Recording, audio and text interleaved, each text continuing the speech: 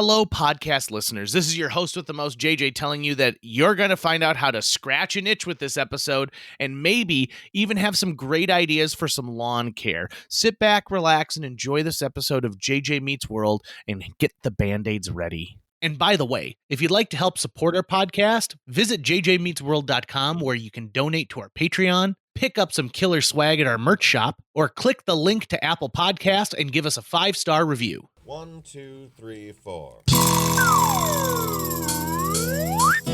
J.J. Gordon, sort of like that Indiana Jones, in that he's always sniffing out his next adventure. Yes, he is! He's always interviewing guests so he can have them on his show and they can talk about pop culture, arts, and leisure. J.J. has his flag unfurled and he likes his french fries curled, and he's fun and then he twirled as he goes to meet the world. He will march into the rain even if his ankle sprained. Take a peek inside his brain. This podcast is called J.J. Meets World.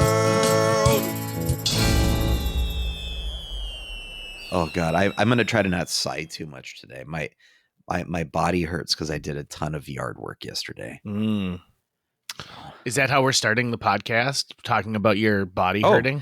It certainly can. I think why not? We're here. We're discussing it. It's real. So tell me about your soreness. Oh, it's pain in my body. It's in my joints. It's mostly in my back. Yesterday, so I've really neglected my yard work ever since I came down with shingles. I've mowed the lawn in the front yard to try to keep up appearances. The backyard looks like it's actually unsettled territory, pre-colonial era. That's how bad it is right now. But it's fenced in, no one can really see it unless you're really trying to look. But even my front yard had gotten really bad. And so I decided to really take my time with the front yard and not just do a mow, but do a really solid, go over everything twice and really get out the hedge trimmer or whatever, the weed whacker. Mm-hmm. There we go. And really take care of the edges. And I always make sure to clear off the sidewalk, once I'm done, because I don't bag my clippings. But I do get it off of the public walkway. And then I took some time. I had to trim the tree because my tree has branches that really hang over and kind of get in the way of pedestrians. And it's sort of a hazard. So I had to do that. And then I ended up trimming all of the large, the smaller trees that grow up right along the outside of my house as foundation, right? Which are probably the ones that are causing me problems all the time. Went and cut all those down and did all this other stuff. And really, I put in about 5 hours into my front yard. And so it's great now, just in time for this thunderstorm we're about to get. Doesn't it feel good to have an accomplishment like that though? Truly, doesn't it feel, aren't you hey, thanks Pass Tucker. You did a good job. Yeah. And to get myself into doing it, however, though, I had to tell myself, hey, we're not going to rush this. We're just going to be present in the moment and take our time with it. And I did a different approach than I usually take. Usually I do a full mow of everything. I've got the 2 sections of my front yard, which are divided by the approach walk, right? And then the boulevard, which is divided off by the sidewalk. And usually I just do a full pass of all of that once, and then I'll go around and touch up things, and that's it, right? That's usually all I ever try. I'm usually done within about 45 minutes. But this time I decided, no, I'm going to really take my time and have some pride in this. And plus, the grass had grown tall enough that I needed to be careful that I wasn't running over animal nests or anything. Yeah, I was going to say, that's the downside of having a tall grass, is that vermin can sometimes be, right. Can really enjoy that space. So my first pass through was with the leaf blower. And just walking through my lawn. And first I did just one section of lawn. And I was I'm just going to make this section of lawn totally done. I don't have to return to it before I move to the next one. So my first section of lawn, I walked through it with the leaf blower and made sure there were no animal nests. Then I did one pass through at a certain height that was easier for the mower to get through the grass at that level. Then I did another pass of that. Then I trimmed along the edges. Then I did all the leaf blowing again to try to get most of the detritus out of the way. It was awesome, and I did that for everything. But at the end of the day, I was just beat.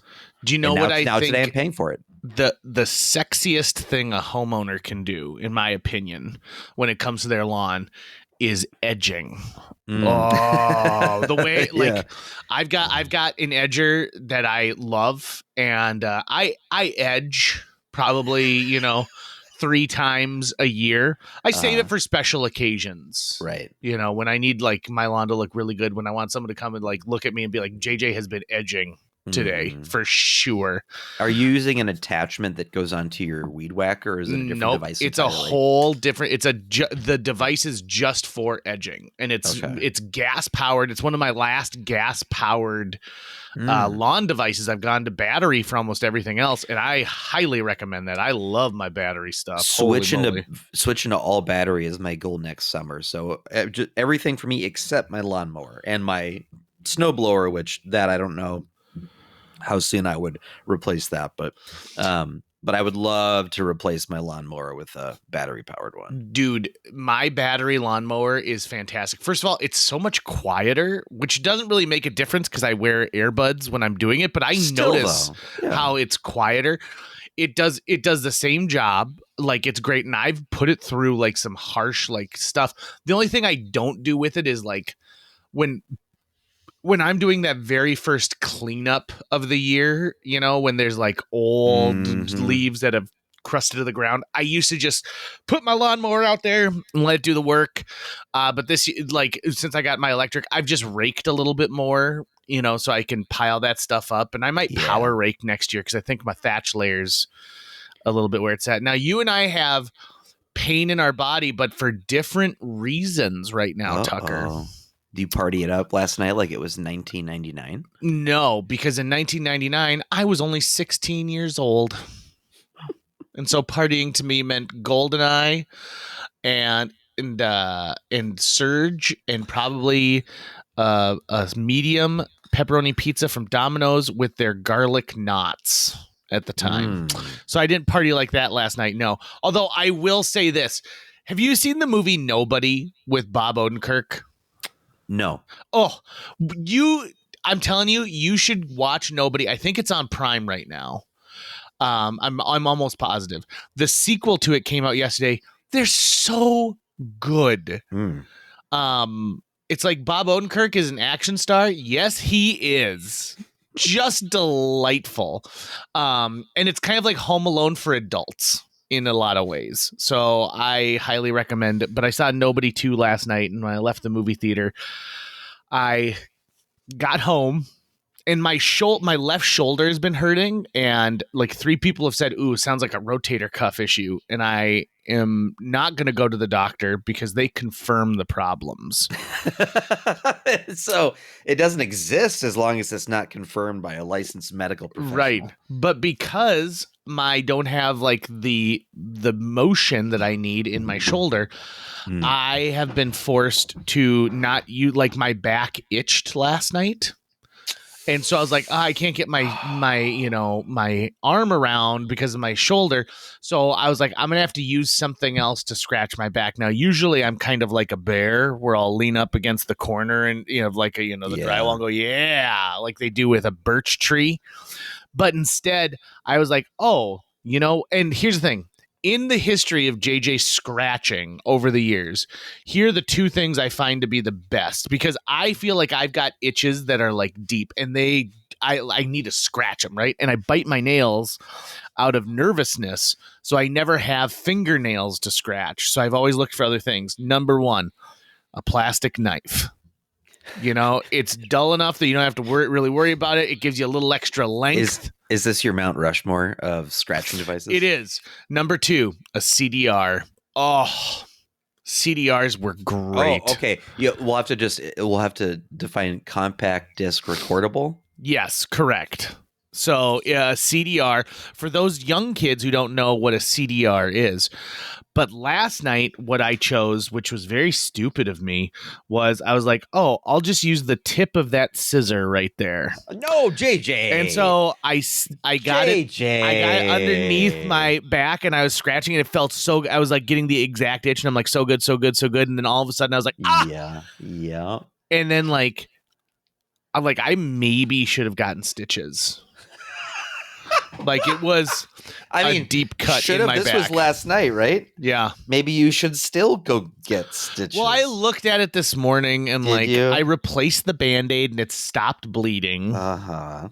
So pro tip, when it comes to scratching your back and objects you can find around the house, because I'm dealing with this right now, sort of post shingles where, I still have a little bit of the rash left, but it's just itchy now. It's not painful at all, but it's also really hard to get to. Those wooden paint mixing sticks. Oh yeah, buddy, because you get a great reach with that. You get a great reach with it, and it's rough enough and hard enough that it's going to cause the friction you need to scratch the itch, but it's not sharp enough to cut you at all. And you can really use it in all sorts, like so many different angles that it works great on. So I would highly recommend next time you're getting some paint, pick up a couple of these bad boys. Keep it on the shelf next to you. I think that there's a world where I want to invent like a scratcher from household items. And one of the things I've been eyeing up, have you ever seen a Scrub Daddy? Yeah. Oh yeah. Okay. Those are big. A brand new Scrub Daddy would be a great way to itch. And then as long as I could find a way, like maybe put it on one of those paint sticks. They do make back scratchers. Okay, I've never found. I own 2 back scratchers, and none of them do. Like they're like, oh, it looks like a little wooden hand to scratch your back, or the plastic ones that you got that look like little fingers from Chuck E. Cheese. None of those really do what you want them to do. Okay, all right, Thomas Edison. Well, then you know what? Step up, man. I will. Let's. What goes into JJ's Scratch-O-Matic? Do you remember that saying of like, oh, Edison failed 1,000 times before he made the light bulb? Uh-huh. Yeah.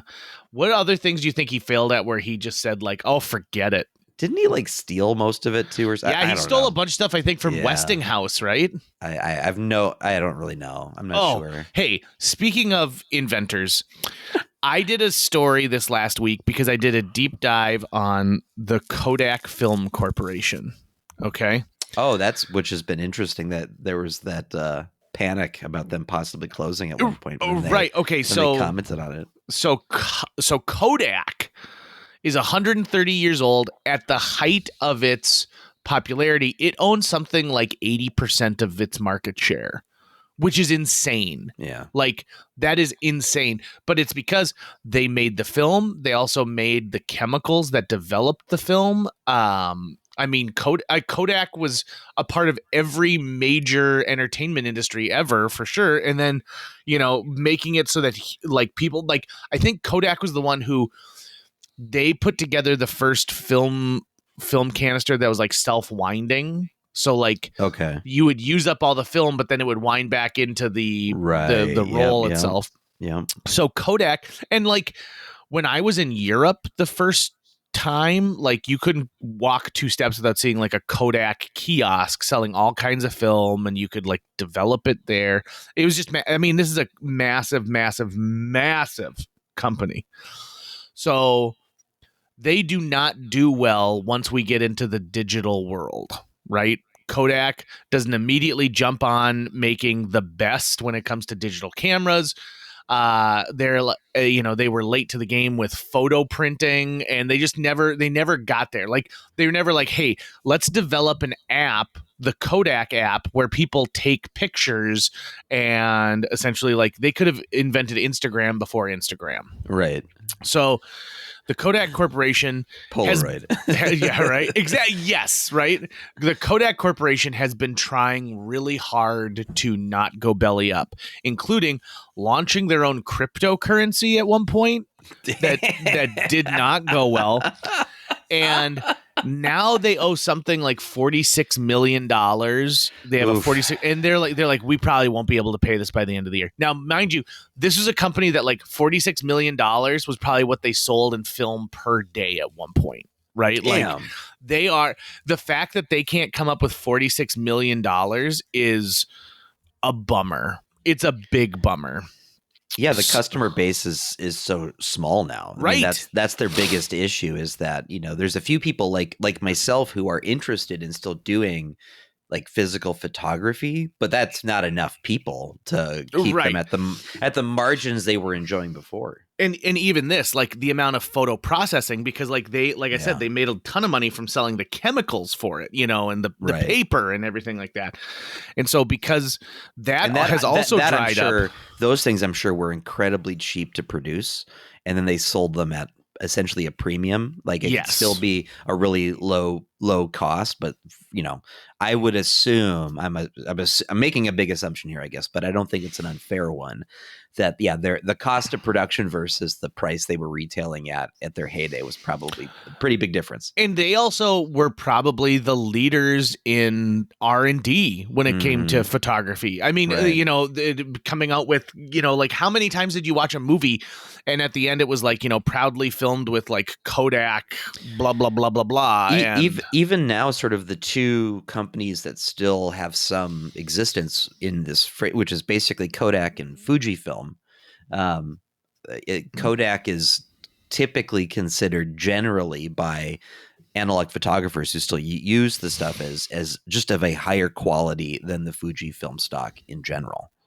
Which means that it probably costs a little bit more. Yeah. Which means that if you have an amateur photographer who wants to use real film, they're probably leaning towards Fujifilm.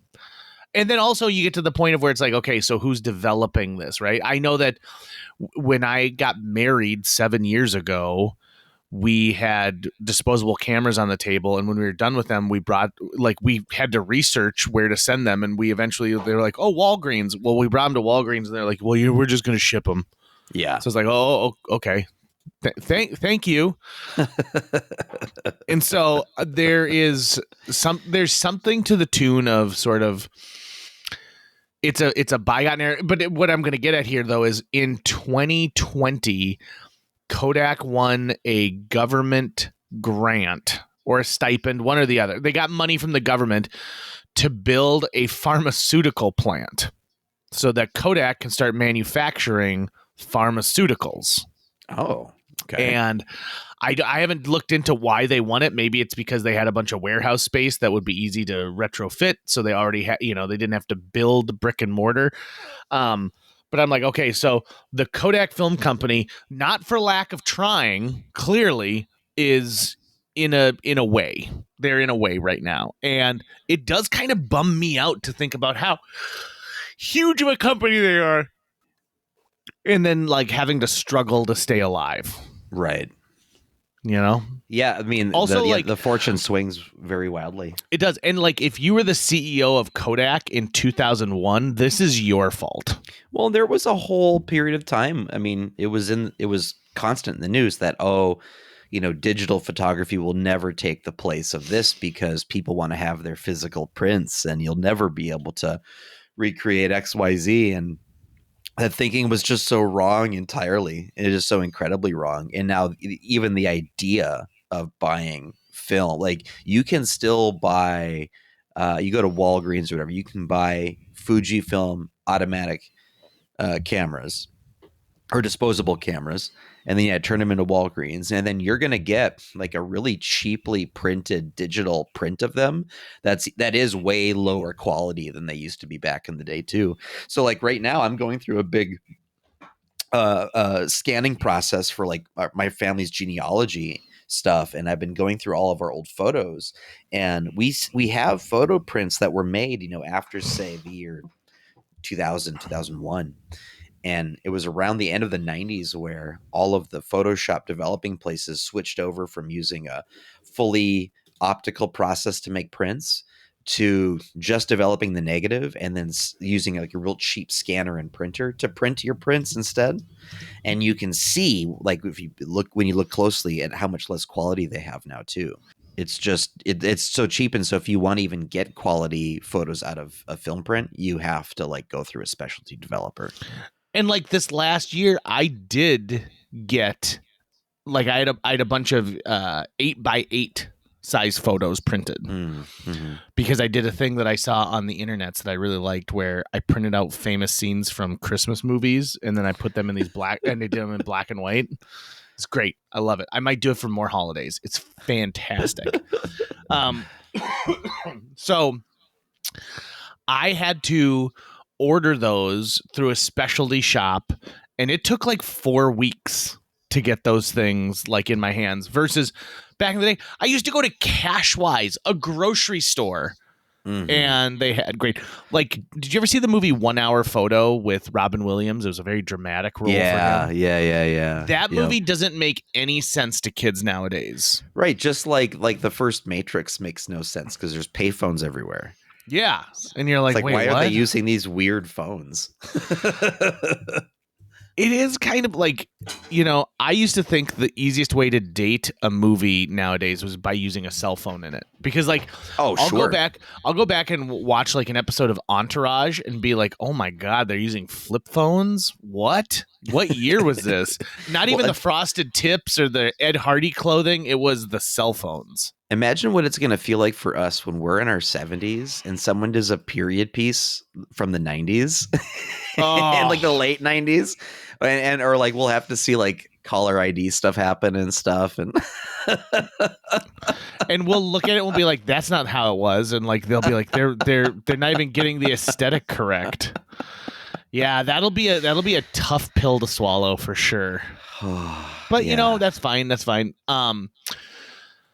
My injury to my back, to get back to that just for a moment, I'm not too worried about it. Because I'll keep it clean, and it's like, have you shown it to Jill? What does Jill think? Has she seen it? No, I didn't want it to be a thing, and like I don't want. You're so ashamed of it. I don't want like all of the scissors to be hidden in the house, so I have to ask permission to use them beforehand. But I'm smarter now. For your own good, it might be a good idea to maybe put some put some safety locks on like the knife set or something. I'll be fine. I'll be okay with it. I've learned my lesson. I did it and I'm done. Like I'm good to go. I'm cold. Oh, does somebody have a lighter? I'm gonna put fire on my hand. My feet are cold. If I burn my shoes, my socks will protect me. Everyone knows that.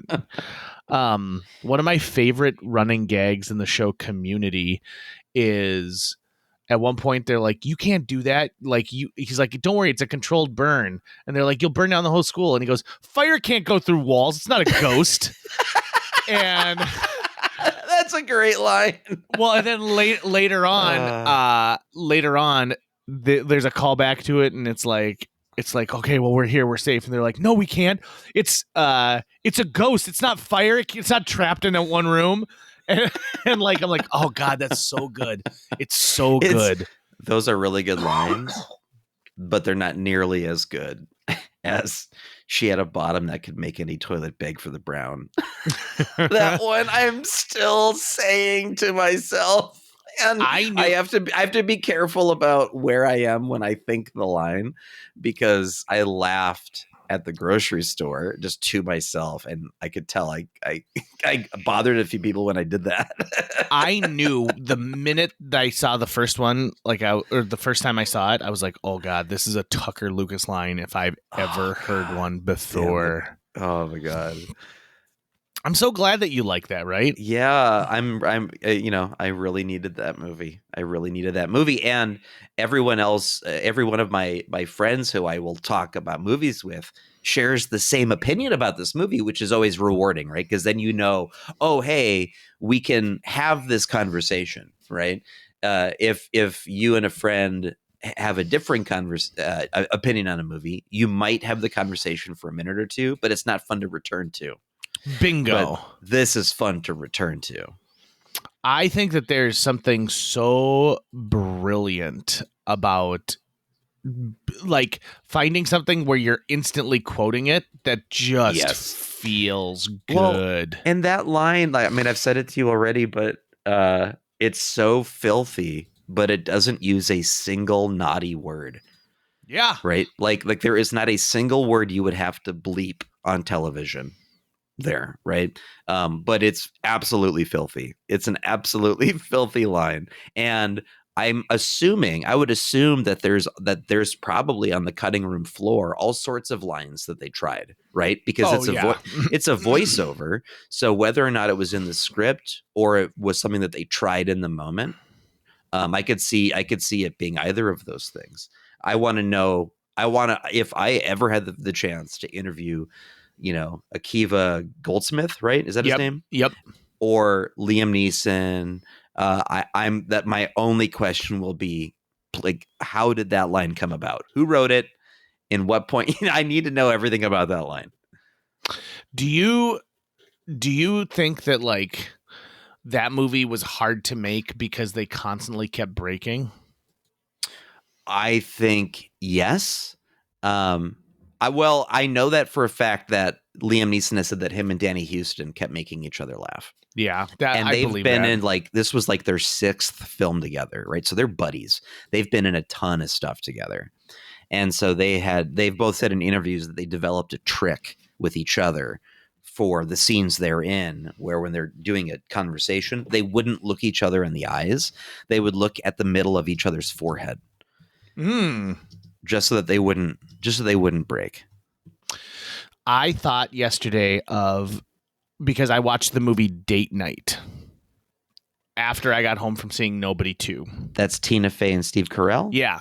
Okay. And that movie was made for like $60 million. It grossed $150 million. And so they called it a modest success. And I thought about this, to Hollywood studios who are like, if you make a Disney movie and it costs you $400 million, but it grosses $1 billion, they consider that a success now, versus back in the day, if you made a movie for $5 million and it made $10 million, that was considered a good return on your investment. Yeah. I mean, you doubled your money. Right. So I'm watching Date Night and I was like, okay, so this falls into my sister's favorite genre of film, movies that happen in one night. Yeah. Which such a good genre because is it one night or a 24-hour period? It can be day and night. So for example, if you take the movie Can't Hardly Wait is essentially like 24 hours, right? But it focuses mostly on what happens during one night. Night of the Living Dead, another example of a movie that takes place like in one night, right? Does she not watch the first 48 because that's just too long? Right, yeah. She's like, no, she watches the first 24 of the first 48. And then she's like, nope, if they didn't find it, it's not worth it. Yeah. But so then I started thinking about like, okay, what about a shared universe called the Night Universe? And these are movies that take place like in a night, but have like different things going on, and it just happens to be in the same. So for example, Date Night, Game Night, right? Night of the Living Dead. So the Night name Shift. The word night needs to be in there. The word night needs to be in the title of the film, and it doesn't necessarily have to only take place in one night. So like, for example, another one, a Christmas one of this is it called Violent Night, the one that came out with Harbor from Stranger Things. Did you ever see that one where he's Santa Claus and then he has to fight the terrorists? I did not see that one. Oh, it's delightful. What about Nightmare Before Christmas? That doesn't take place in one night. Okay. It's not even close. In fact, it takes place over several months. So it's not that the word night is in the title. I like movies that if it can contain itself to one night, like for example, Night at the Roxbury, right? Doesn't take place in one night. It doesn't even it doesn't even focus as much on night as you would think. Right. Nightmare on Elm Street. Nope. That one doesn't count for me either. Five Nights at Freddy's. No, it's 5 nights. It's not one night. Saturday Night Fever. Nope. That one doesn't fit into it. Right. I'm just saying. Are you trying to think if these are a shared universe that they all happen on the same night? Oh God, yeah. I actually like. No, That wouldn't really work because of the different eras they're in. yeah, that's true. Maybe they take place on the same date. Okay, Like this got is all like November 3rd. it. And you don't necessarily know that for sure. But then you can't have a Christmas one and you can't have like a Valentine's Day one. So I mean, I'm fleshing this out here. I'm no Kevin Feige, but like I'm just saying that there's a world where I'd like a night universe. Also, I want to pitch you 3 travel shows right now and you tell me which one you'd want to watch, okay? All right. I had a really great run-in with a friend recently, and we walked through Island Park for an hour and a half and just talked about everything going on in our lives. And it was really great because I hadn't seen her in a very, very long time. And so it was just delightful. And we talked about how I should host a travel show. And yesterday we were texting and she's like, tell me what the idea is for your travel show. And I'm like, okay, I'll pitch you some ideas. One is called I've Been There. It's a travel show where I accompany someone to a place that they visited that had significance. Example, a friend fondly remembers going to an Iowa tourist town. We go and see the place through new eyes, shows photos from them and their family visiting in the 80s. A couple goes back to where they had their honeymoon. A high school best friends went back to where they had a band trip, etc. Some places didn't age well, but it doesn't matter. Some places are just as wonderful and charming. Then another one, Off the Beaten Path. It's like diners, drive-ins, and dives, but for places like the Pizza Hut Museum or a small town festival dedicated to bull testicles. All about the locals, all done while driving or sponsored maybe by Amtrak, and I get there via train and then car or bicycle. Filmed on Location, a travel show dedicated to going to places where movies and TV shows were filmed, featuring clips from those things, talking to locals. Like, so for example, in Chicago, they have a Ferris Bueller tour. When I was in Austin, everyone was pointing out spots where Dazed and Confused was filmed. And so sharing that. And then the last one is called On a Budget. And it's sort of like a game show where I pull a number between $50 and $200. And that dictates how my trip is going to be spent. So I get a destination. So let's say it's Minneapolis and I pull $50. I have to get to Minneapolis, spend a night there, do something, and get back with that amount of money.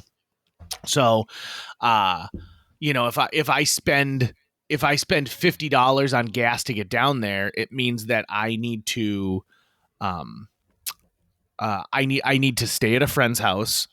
I need to do something, an activity that's free, and then I need to find a way to get home the next day. So maybe like hitchhiking or something. But let's say I have $200.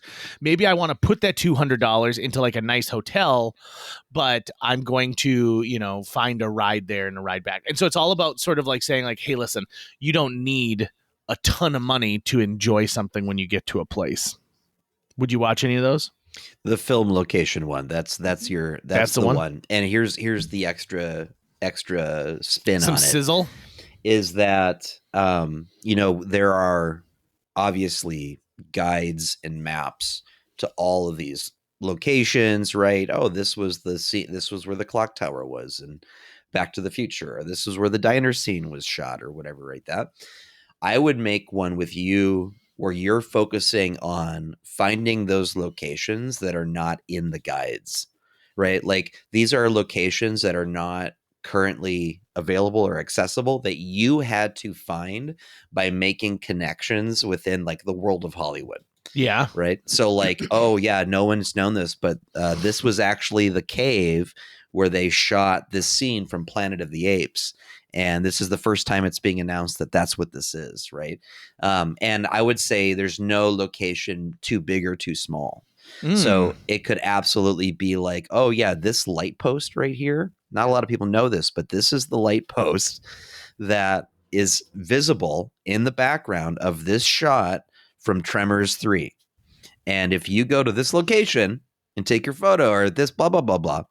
And I think you could even do something along the lines of like playing with like geocaching, where there's something like if someone actually like you could leave like a hidden geocache in that location or whatever, right? People have to find it or something.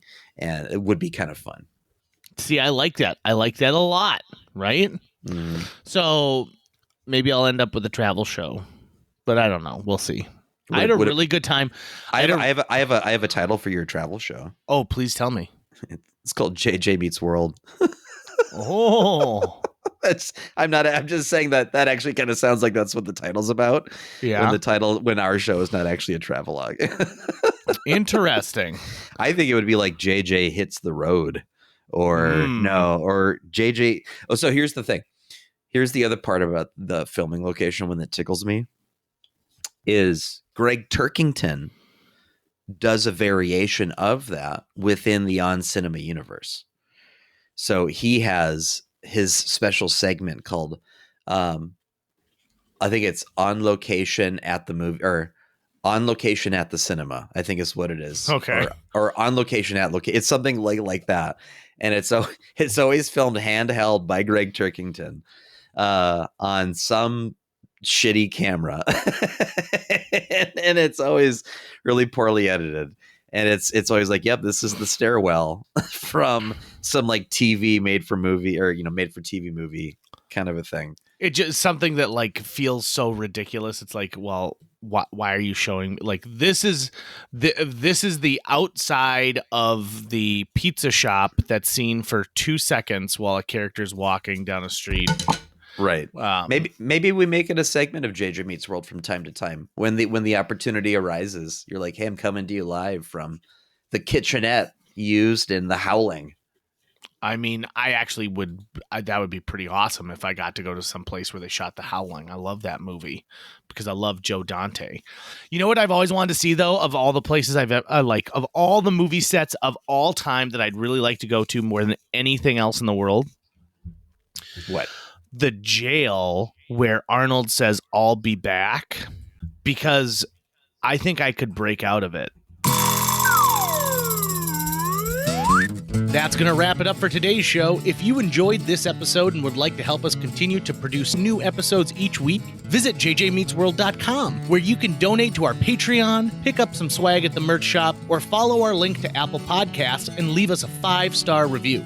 You can also follow us on social media. We're on Facebook, Instagram, Twitter, YouTube, all the sites the cool kids are using these days. JJ Meets World is produced every week by Tucker Lucas. You can find out more about Tucker's work by visiting moonbasemaria.com. If you want to get in touch with your host with the most, check out linebenders.com, where you can find direct contact info for JJ or booking information.